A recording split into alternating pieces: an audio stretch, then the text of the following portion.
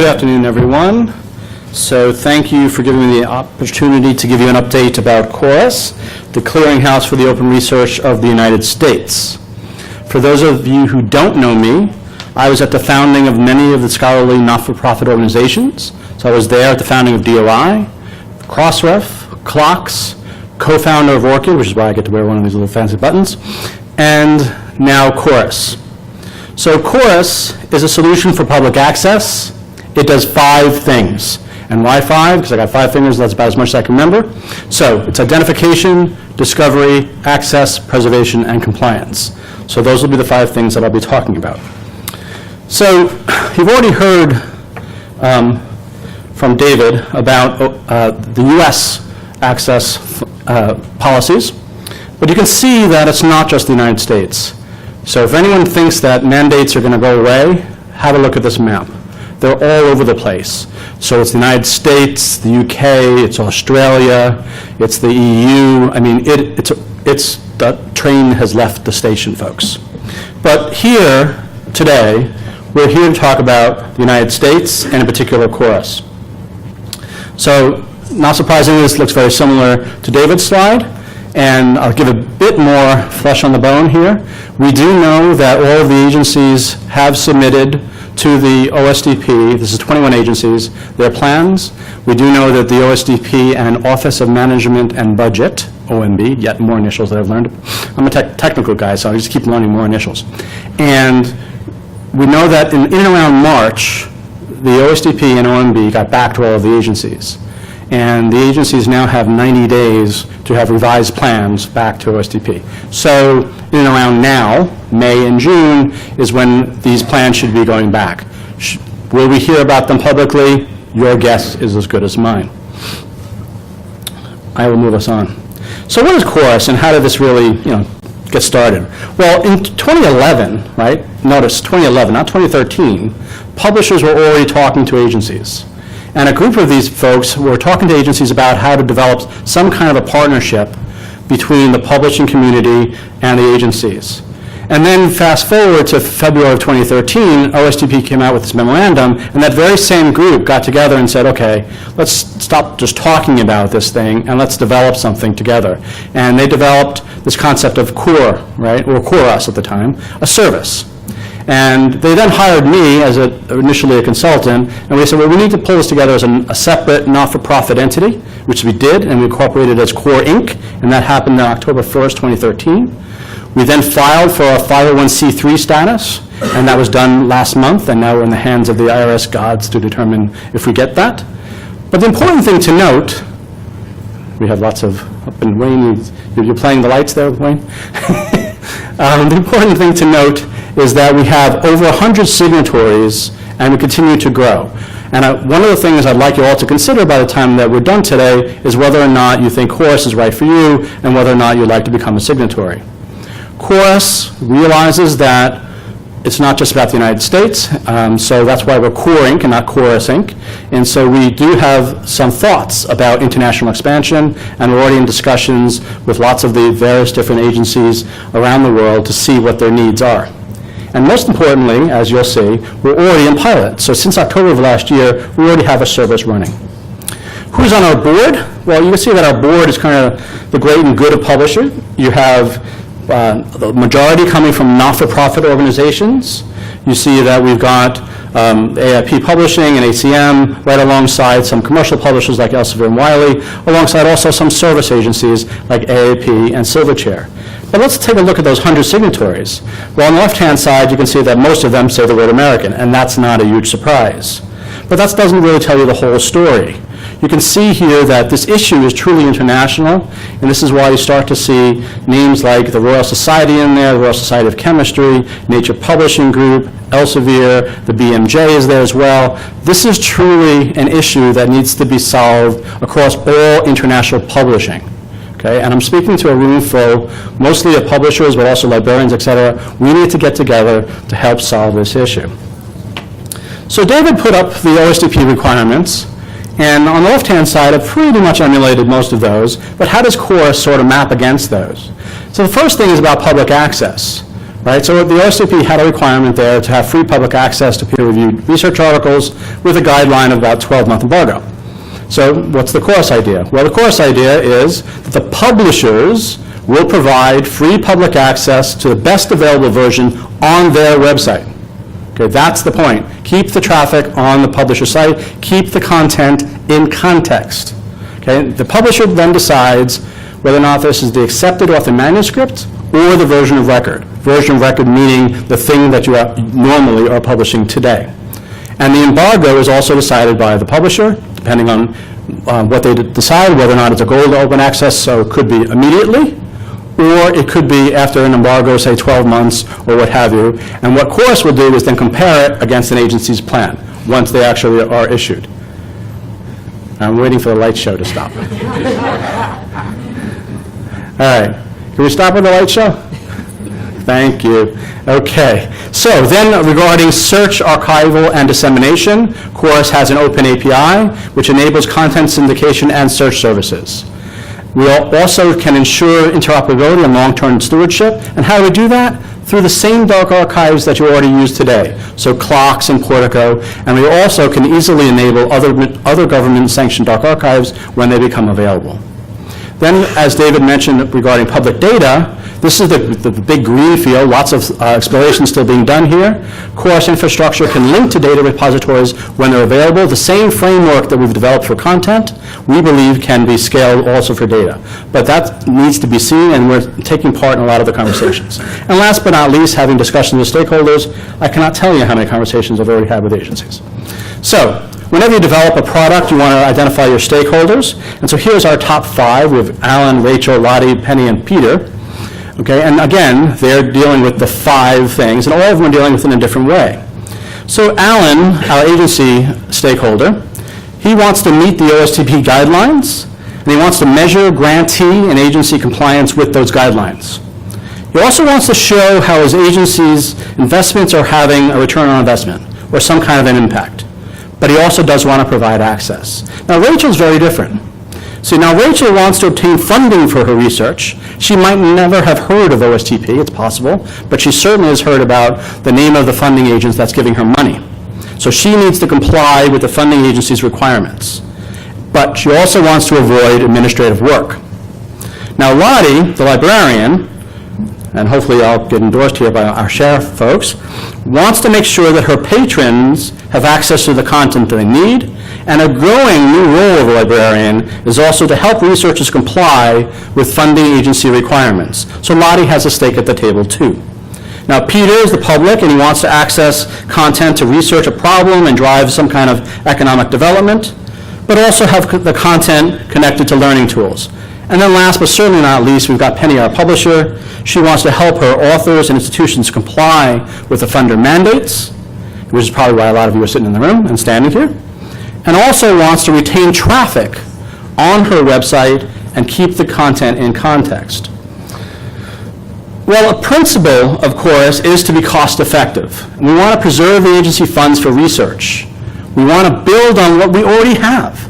Okay, I've been involved in publishing for over 25 years. We've been building a lot of these systems. Let's make use of them. Let's make it really work. So in the areas of identification, we've got Crossref, which is identifying content.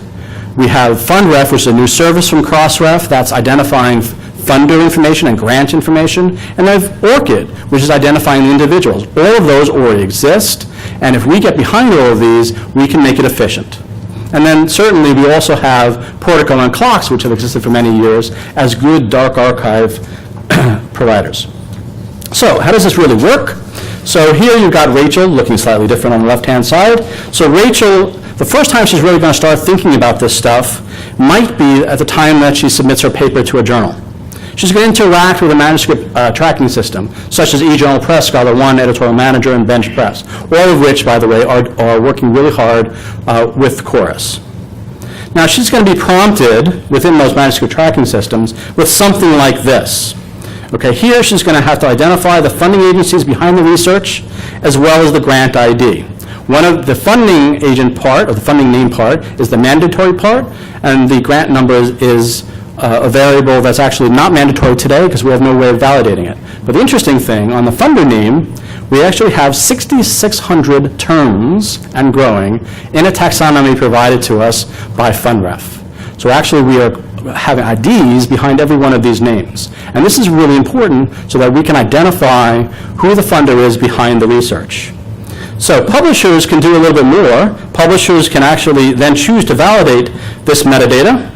Okay, and they can do that by checking it against the acknowledgement sections, and it might be done by your vendor, your typesetter, whomever you'd like. But really, that's it. Because once this information is input into the system, it will travel through the production systems, into the hosting system, and then to get deposited alongside the DOI information into Crossref. Okay? We'll move on. Now let's talk about preservation for a second. So preservation is when a paper is published, it's deposited by publishers, again, you all, into at least one of the regular dark archives. So you have Clocks and Portico, or it could be a bright archive like PubMed Central, or it could be yet another dark archive yet to be created, all of which can work because we have the metadata. Then all of this doesn't really mean much if you don't have access. So articles are then made publicly accessible by the publisher on their website after the embargo period expires, or immediately if an author or funder has paid an article processing fee to do so. Now again, the choice is up to the publisher whether or not this is the accepted author manuscript or the version of record. But remember, both are served from the publisher's website. CORUS is not about building yet another repository. Discovery. All this stuff is great, but you have to be able to find it because we have a wealth of information that's out there now. And so we're making this really easy. We have an open API which leverages everything that Crossref brings to bear, and this can be used by the Googles of the world, our own search engine that we built as a prototype, or it could be an agency portal, and I'll show you a bit about these. But as you heard from David before, we also have to enable text and data mining services. So Crossref, I think just this week, just announced their text and data mining services, and we're enabling that too. So here's a behind this, well actually, here's a look. And we're not trying to do this live, but here's a look inside our live pilot service at search.corusaccess.org, which you're welcome all to do it on your devices if you'd like. If you were to type in NASA, you would see that you get the hierarchy of work right here, because you get the pull down, and it says National Aeronautics and Space Administration. Well, if you then click on that, you then get further in. And on the left-hand side, you can see here the hierarchy is showing you all the various different departments that NASA has. And if you were to do a different search for NSF, you get the various different offices, et cetera. And on the right-hand side, you get the results set. And the results set, this is searching metadata, okay? And one of the things that I'd really like you to look at is this in particular. You'll notice that there's more than one funding agency defined here. So here you have the NSF and NASA. And as we've been looking through our pilot information, which is supplied to us by around a dozen publishers, you'll see that this is actually more and more of the truth. The truth is that in most articles, there's more than one funder, which means the researchers need to be compliant with more than one funder's plan and mandate. Okay? That's important for you to realize, because if you think, all of my stuff is just an NIH, well, that's part of the story, not the whole story. The API can also enable a search engine coming directly from an agency. So here's an example of something that the U.S. Department of Energy created. It's called the PAGES system, which is a metadata search system. And it's not launched yet because they haven't launched their plan yet. But this is a look inside of it. And you can see it's the very same kind of metadata. But what they are then doing is they're doing a full text index of the content, but they're pointing back to the publisher for the access to the full text. And then last but not least is about compliance. So an important part of CORUS is compliance. And so using our APIs and dashboard, we're going to be monitoring the publisher contributions to CORUS. Okay? And you can either choose to use our dashboards, which I'll show you more in detail in a second. So that's available at dashboard.corusaccess.org. Or you can use the open API and create your own stuff. So if you've got staff that knows how to do this stuff, go ahead and create your own reports. Governments can do this, institutions can do this, and publishers can do this. So here's an example of a dashboard that we created for the NSF. It shows the numbers of deposits identifying the NSF funding. It shows the number of records which have agreeable licenses, and here we mock this up because the NSF actually doesn't have a plan yet that they've issued. So we just said, well, let's pretend we're the NSF, and what kind of thing might they like? And here we assume a 12-month embargo. And can we find the full text content? Is it publicly accessible? And so here in these donuts, you can get the concept of an okay, unknown, or not okay. And unknown means that there's no metadata available. And obviously, in some cases, that during our pilot was quite a big number. And then also we had a suitable archive agreement. One of the things that was intriguing to me when I started this a few months ago was really to realize how many publishers actually had not deposited in a dark archive. And more importantly, many people didn't know what was in the dark archive. So when we get information regarding the dark archives, we're not actually taking the publisher's word at it. We're actually only accepting the word of the dark archive. They are telling us whether or not a DOI is literally in their collection. And that's what we're reporting on. And this runs all the time, and so you can get daily outputs and so forth. So where are we in this whole thing? Well, as you've heard, we did a ramp up last year. There was then a proof of concept, which we delivered in August. We then delivered our pilot in September. And just for the heck of it, we incorporated Core Rank all at the same time because it's a fun thing to do, technology, business, all at the same. Great. Then we were in our pilot first phase, which we ran to the end of the year. The boards gave me a thumbs up, said, yep, we like what you're doing, keep going. We then added 7 more publishers to the initial we added 6 more publishers to the initial 7 that we had, and that's part of our phase 2, and that was really important because we got to check out some of our documentation and really road test some of the initial implementation ideas. And we're now headed into production, so by July, new articles coming into a publisher will then get assigned all this information and flow through the system, so it becomes a live, living, breathing thing. So share, I'm not going to talk too much about, but because we have our esteemed colleague here who will give you lots of detail, but I will say that Chorus and Share are working together.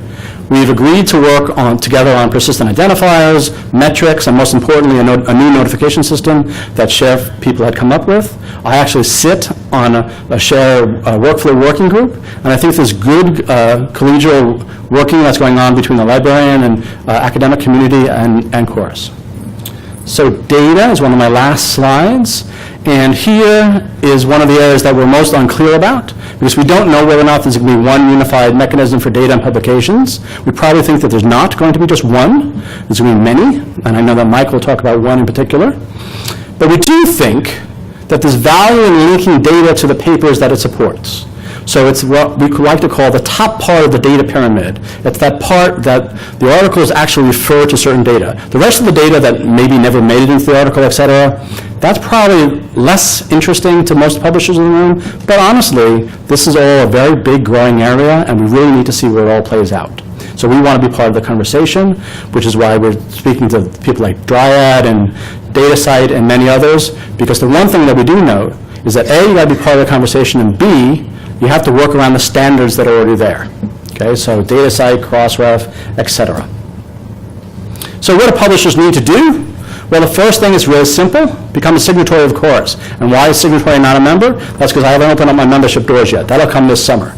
Signatory is really simple. You go to our website, literally fill out 4 fields, and you become a signatory. No cost to you at all. You're just saying you think this is a good idea and you want to learn more. Secondarily, if you're not one of the 4,400 publishers that are a member of Crossref, please become a member of Crossref. You need to do so because that's where FundRef lives. And FundRef will cost you nothing. This is included in part of your membership. You then need to submit that agency-related data to Crossref. Okay, you also need to submit public access reuse license and embargo metadata to Crossref. What that really means is, for the first time ever, we are asking publishers to be transparent about what rights do you have to that publicly accessible piece of content. And then we also want you to deposit a full-text URI with Crossref, and that's really a propeller head kind of thing. The purpose of that is so that the agencies can actually go into your site, download content for indexing only, and then grab the DOI and point back to the publisher site. And then last but not least, we want you to send the relevant content to an archiving service, because we do think that's an important part of being a good citizen in this ecosystem. That's it. Here's my information. Please do reach out to us, follow us on Twitter, and I thank you for your patience. Thanks.